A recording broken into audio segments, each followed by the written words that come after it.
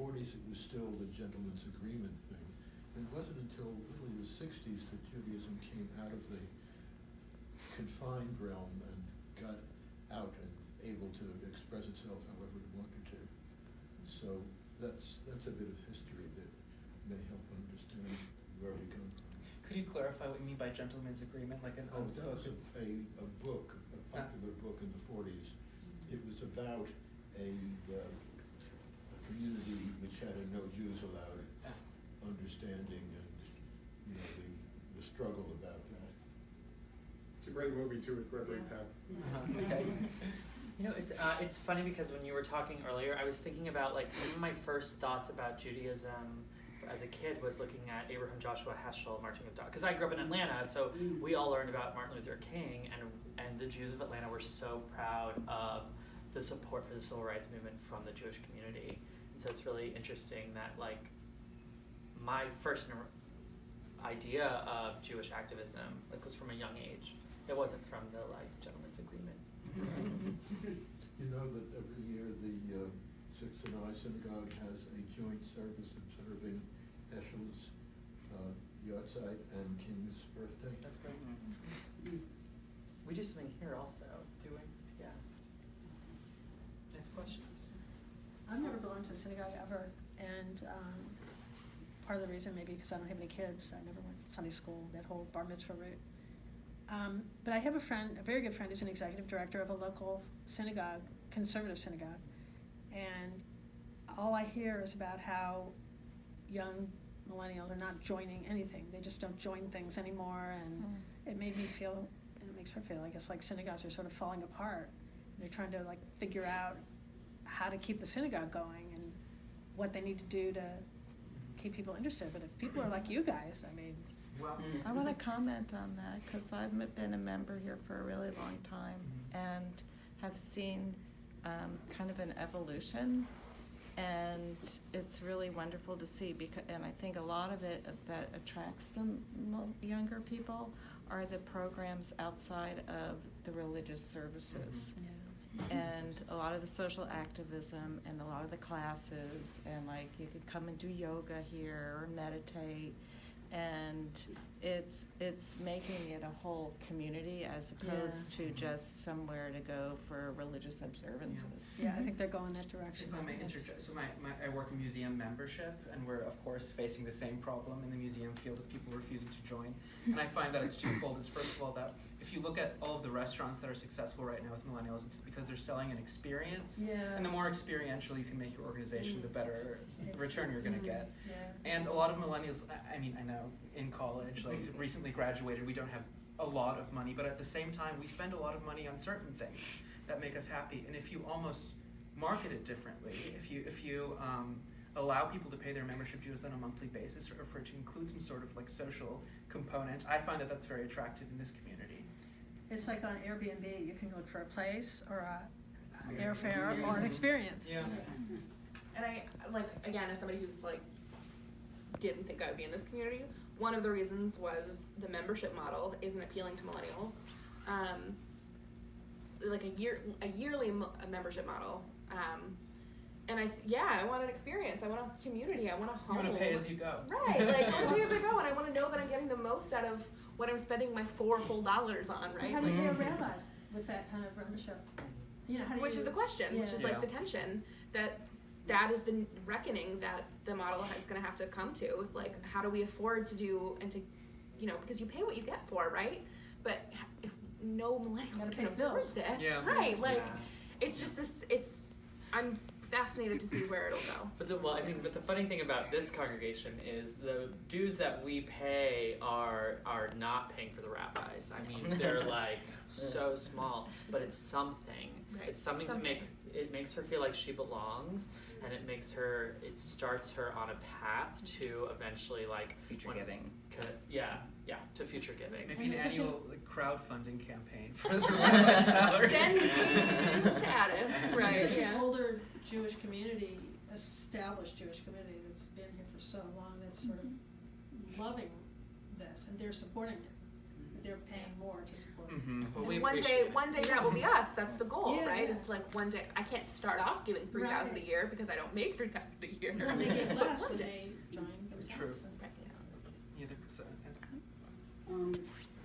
Have you had any positive experiences or good ideas of how to bridge that divide on campuses between those different, I don't know, progressive groups or whatever that are not, or dialogue that's been helpful, or any ideas of how to work with that?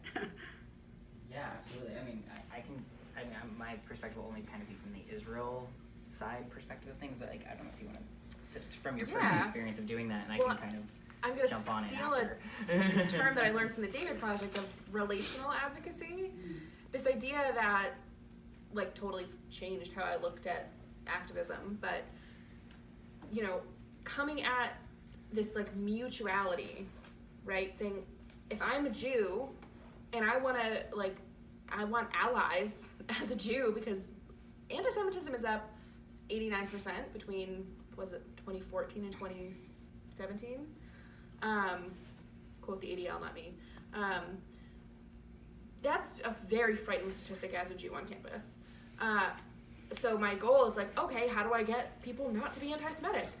I want the Black community to help me. I want the Christian community to help me. I want like the South Asian Student Association to help me. Like I want support from these communities, but how can I possibly ask them to support me if I've never supported them? So it's giving just as much as I want to get.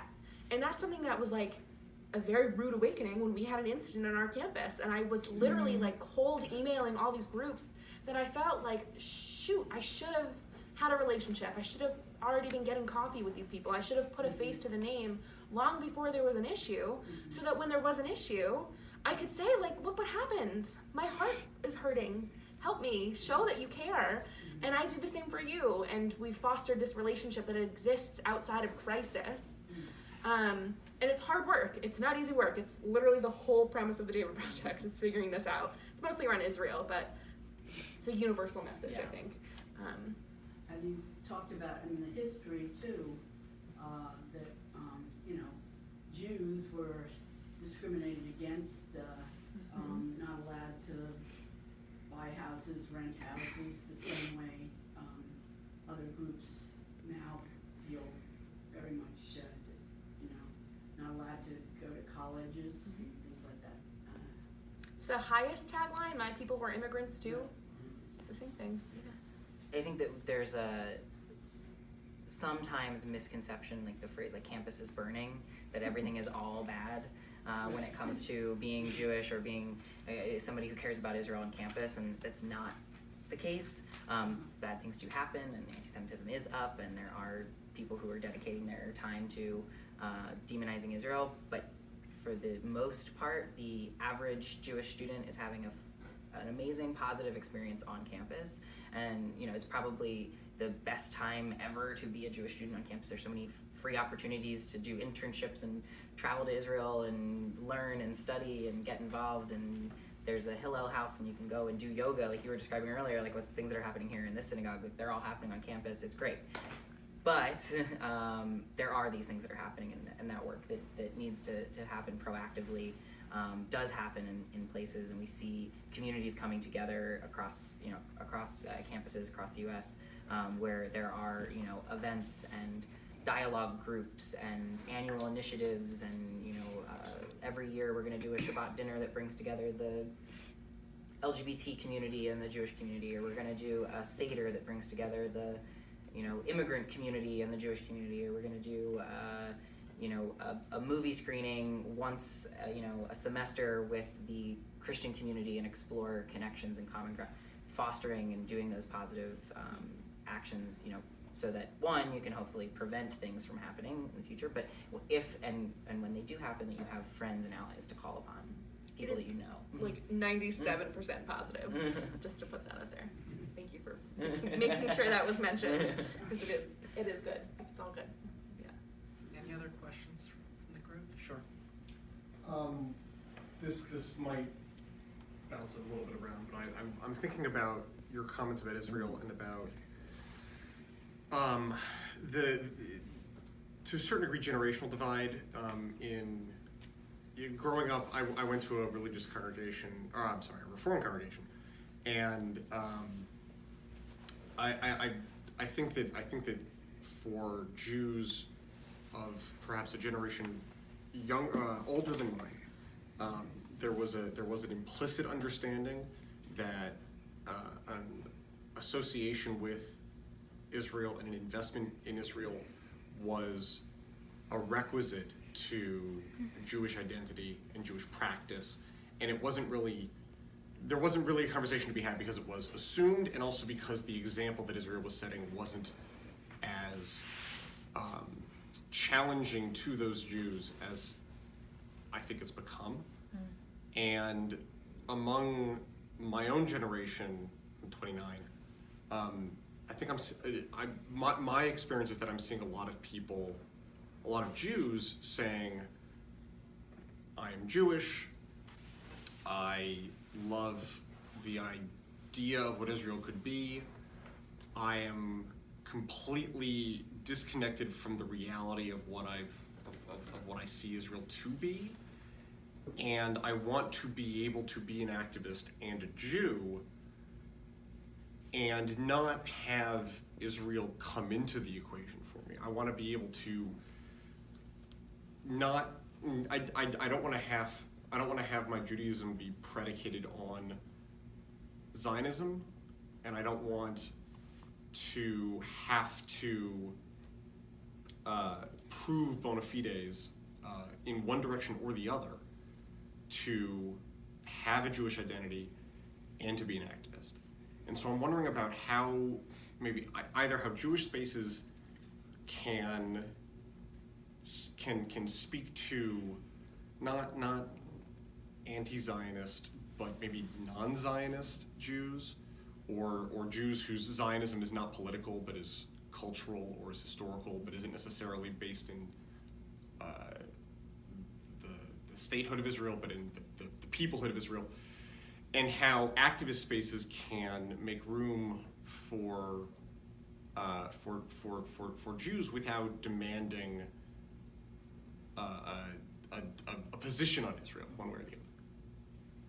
I think that's like I think the conversation that's being had in England, if you're not too familiar with it, but around the Labour Party and Zionism and the welcoming or not welcoming of the Jewish community, I think is a great example of like, it's like there's a litmus test when it comes to being a Jew on Israel, and it's like, are you allowed in this community or not? Like, Are you a good Jew or a bad Jew? Yeah, and it's like, and you know, you're a bad Jew if you're going to say anything good about Israel in any capacity.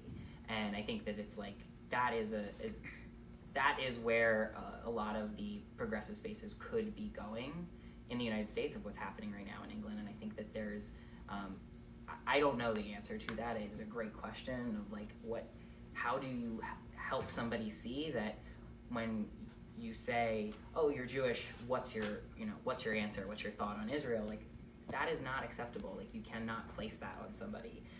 They might not have any thoughts that, you know, how is that relevant? If that, you know, we were talking about earlier wanting to bring that Zionist identity, but that's our identity, that's not everybody's.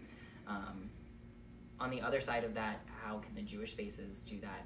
I think that Hillel does a good job of that on campuses. I know that's not the case at every single one because it's a huge movement, but we see that where programming and spaces are designed to either let somebody be able to approach Israel in a non-political way, like you mentioned, like a cultural perspective of like, how do I dabble in this? How do I learn about it?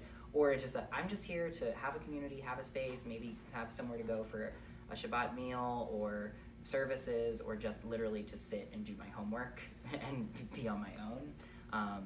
I think that more can be done, especially when we see an older and more established Jewish community who might be telling those younger Jews, like, this is how you should be viewing or active or participating or engaging with Israel. There was just a really great, to me personally, I thought it was a really great call for, you know, there's a lot of, you know, young progressive Jews who are not happy with the current Israeli government and policies. Okay, then we need to put some money where our mouth is and give some dollars. Let's give some dollars to some of those organizations that are active in Israel that are doing the work that we want to see, because we know that maybe some of our older or more established Jewish communities are giving money to places we don't want to see it going. Well, then we should be doing. And this call was put out on Twitter, and people responded. Money was raised. It was a very quick and impromptu, not very well organized thing, and it happened. And I think that like if we are, if we're going to have that conversation about like young Jewish activists, especially on the left, like what do we want to see our vision of Israel? How do we see that? Well, I think that we need to be doing what the older generations were doing that created a vision that we now don't like. I'd say like internally versus externally. Like externally, very flippantly, goyim don't get to determine whether or not I'm a good Jew or a bad Jew in Israel.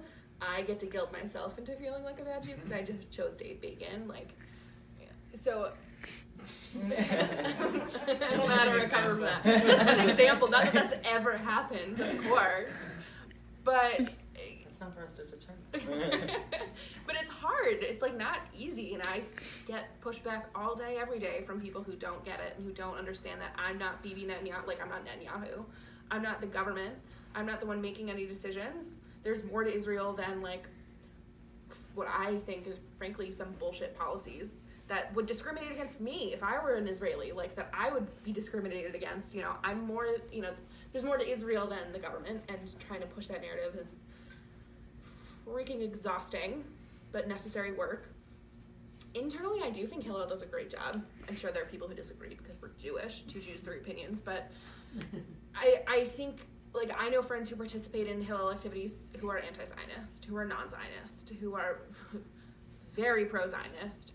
And I think it's for each one of those categories to acknowledge and understand and respect the other ones.